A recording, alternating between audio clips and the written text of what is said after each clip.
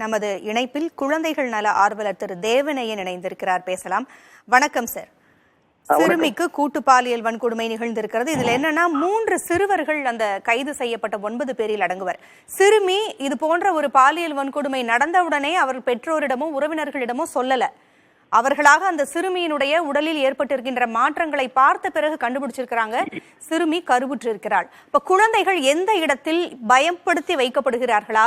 அவங்க வெளிப்படையாக எல்லாவற்றையும் சொல்றதுக்கு தயங்குறாங்களா? என்ன நிலையில இருக்கிறாங்கயா இப்போ?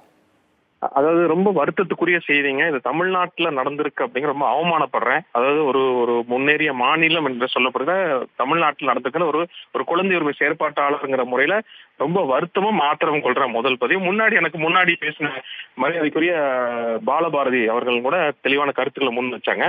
அதனுடைய நீட்சியாகத்தான் சொல்றேன். இது வந்து குழந்தைகளுக்கு எதிராக நடக்கிற வன்முறை அதிகரித்திருக்கு, குழந்தைகள் செய்கிற வன்முறை அதிகரிச்சு, ரெண்டையுமே நான் பார்க்கணும். இப்ப இதுல வந்து என்ன நடந்திருக்கு அப்படின்னு பாத்தீங்கன்னா, இந்த குழந்தைகளுக்கு வந்து நடக்கிற வன்முறை, பாலியல் வன்முறை அப்படிங்கிறது வந்து ஒரே நாள்ல தூக்கிட்டு போய் பாலியல் வன்முறை பண்றதுங்கிறது 0.1% தான். இது நான் சொல்ல, தேசிய குற்றவியல் ஆய்வு நிறுவனம் கடந்த 3 ஆண்டுகளாக அந்த ஆய்வறிக்கை, அந்த போக்சோ சட்டத்தினுடைய விஷயத்தை போடும்போது கடைசி காலம் இது யார் செஞ்சிருக்கிறாங்க அப்படி வந்து குழந்தைகளுக்கு அதாவது ஒரே நாள்ல தூக்கிட்டு போய் பண்ணல. இது வந்து ஏதோ ஒரு விதத்துல அந்த குழந்தைய ஃபாலோ பண்ணிருப்பாங்க, அந்த குழந்தைக்கு ஏதாவது விஷயத்த பண்ணிருப்பாங்க, அது நடந்திருக்கும். இது வந்து நம்ம வந்து அந்த குழந்தைய வந்து கண்டிப்பா குழந்தையோடு நம்ம வந்து முழுமையாக நம்ம குழந்தைய பத்தி புரிதல் இல்லாம குழந்தைகளோடு அதை பத்தியான தெரியாதனாலதான் அது நடந்திருக்க பிரச்சனைன்னு நான் பாக்குறேன். அடுத்து என்னன்னா, இதுல வந்து இப்ப இந்த இளவயது கற்பம் வந்து கடந்த 15 நாட்களுக்கு முன்னாடி பிரபாகர் என்கிற ஒரு குழந்தை உரிமை செயற்பாட்டாளர் ஒரு டேட்டா வாங்கிற தமிழ்நாடு அரசுல 2021 10,453 இளவயது கற்பம் நடந்திருக்கிறாங்க. அதுக்கடுத்த ஆண்டு அதே மாதிரி 10,000 தான். அதுக்கடுத்த ஆண்டு 9,000. மொத்தமா கூட்டணி 30,000க்கு மேற்பட்ட 3 ஆண்டுகள் இளம் வயது கற்பம் அதிகரிச்சுக்கிறாங்க. இப்ப இதே மாதிரி இந்த இளவயது கற்பங்கிறது இதுதான். எங்க வந்துருக்கு, கடைசியா மருத்துவமனையில வந்தோன்னு தெரிஞ்சிருக்குன்னு அர்த்தம். அப்ப இந்த குழந்தைய முழுமையாக இதை ஃபாலோ பண்ணி இந்த குழந்தைய பண்ணிருக்காங்க அப்படிங்கிற அர்த்தம். அப்ப நம்மளுடைய பிரச்சனை இங்க என்ன வருதுன்னா, நிகழ்வு நடந்துருச்சுன்னா போய் பாக்குறாங்க. இப்போ ஒரு குழந்தைக்கு வந்து நடந்துருச்சுன்னா எல்லாரும் வந்து அங்க இருக்க எல்லா டிபார்ட்மெண்ட் வந்து நின்று இருப்பாங்க இந்த இடத்துல. அவங்க வேலை வந்து இந்த மாதிரி வந்து குழந்தைக்கு பாலியல் உணர்வு வந்தது கருத்தலை பண்றது அவங்க வேலை இல்லை. போக்சோ சட்டத்துல வந்து பண்றது அல்ல அவங்க வேலை. அது கொடுமையான விஷயம்னா, தமிழ்நாடு போன்ற முன்னேறிய மாநிலத்தில் அவமானமா ஒண்ணு சொல்றீங்க. தமிழ்நாடு போன்ற மாநிலங்கள்ல நடந்திருக்க வருத்தத்தையும் நான் பதிவு செய்றீங்க. இந்த குழந்தைகளுக்கு வந்து நடக்கிற போக்சோ சட்டம் அமலாக்குங்கிறது ரொம்ப மோசமா இருக்கு. நீங்க பாத்தீங்கன்னா, நீங்க வந்து போக்சோ சட்டம் பாய்ந்தது அப்படின்னு சொல்லி நாளை காலையில பாப்பாங்க, நீங்க செய்தியில எல்லாம் போடுவீங்க. நீங்க போக்சோ சட்டம் பாயவே இல்லை, பக்கத்துல வந்து முகர்ந்து கூட பாத்துட்டு போல நான் சொல்லுவேன். 100 கேஸ் வழக்கு பதிவு செய்தா 16 கேஸ் மட்டும் தான் கன்விக்ஷன் ரேட்டே வருது.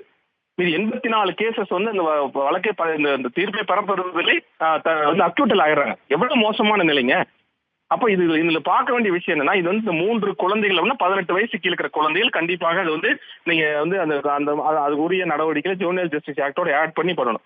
இந்த மீறி இருக்கிறவங்கள கண்டிப்பாக போக்சோ சட்டத்தின் கடுமையாக தண்டிக்கப்படணுங்கிறது. நம்ம தண்டிக்கப்படணும் நம்ம சொல்லுவோம். ஏன் தண்டிக்கிறதுலன்னு பத்தி பேசுறாங்களா? இதை பத்தி விவாதம் பண்றாங்களா? இதை பத்தி வந்து ஆய்வு செய்யறாங்களா?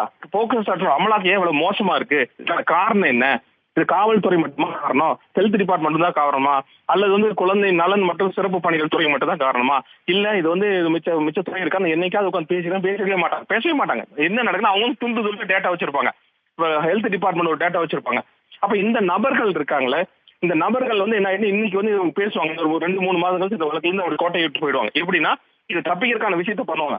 ஏன்னா இந்த போக்சோ சட்டத்தை அமலாக்கம் பண்றதுல இருக்கிற மிக மோசமான விஷயம், இதுக்குன்னு சிறப்பு அலுவலர் யாரும் கிடையாது. இது யார் ஃபாலோ பண்ணுவாங்க? இப்ப பேசிட்டு இருப்பாங்க, காவல்துறை பேசிட்டு இருப்பாங்க. அடுத்து எல்லா துறைக்காரங்க 16 துறை 16 17 வந்து இப்ப நிப்பாங்க. இவங்க எல்லாம் ஃபாலோ பண்ணுவாங்களா? பண்ண மாட்டாங்க. இப்ப நான் சொல்றேன், நிச்சயமா பண்ண மாட்டாங்க. இதுனா ஆட்டோமேட்டிக்கா அப்படியே போய் கடைசி வர நீர்த்து போகும். முன்னாடி சொன்னாங்களே அரியல் ஒரு வழக்கு, அதே மாதிரி தமிழ்நாட்டுல நூற்றுக்கணக்கான வழக்கு இருக்கு. நீங்க மிக மோசமான வழக்கு, ஒரு குழந்தைய பாலியல் ஒண்ணு எரிச்சாங்க குளப்பாக்கத்துல, அவன் வெளியே வந்தா 90 நாள்ல. அப்ப எனக்கு கோவம் என்னன்னா, குழந்தைகளுக்கு எதிராக நடக்கிற வன்முறையை குறைப்பதற்கு அரசினோட நிலைப்பாடு இல்ல. இது வந்து அரசோட நிலைப்பாடு இல்ல. குழந்தைகளுக்கு எதிராக நடக்கிற வன்முறையை தண்டிப்பதற்கான சில குழந்தைகள் வந்து 18 வயசு கீழே இருக்க அவர் வாக்கு வங்கியில் அரசியல் விட்டுட்டு போறாங்களா? இல்ல குழந்தைங்க இந்த கணக்கிலே வரலையா? நம்ம பாப்புலேஷன் டேட்டாவிலே வரலையாங்கிற ஒரு கோவம் தான் வருது. அப்ப இதை இதை கட்டுப்படுத்தணும் அப்படின்னா கண்டிப்பாக இதுக்காக இருக்க நடைமுறை அமைப்புகளை ஸ்ட்ரென்தன் பண்ணும். கிராம அளவில் இருந்து குழந்தைகளை பாதுகாக்கிற அமைப்புகள் இருக்குன்னு சொல்றாங்க. அந்த அமைப்புகள் இருக்கா? இந்த அமைப்புகள் வலுவாக இருக்கா? அதை பத்தி பேசுறாங்களா? என்னோட ஊர் கிராம ஊர் பாதுகாப்பா இருக்கா அப்படிங்கிறத பத்தி பேசுறாங்க கிடையாது. இது என்ன நடக்குது? ஏதாவது நடந்துருச்சுன்னா இந்த அமைப்புல போய் நிற்பாங்க.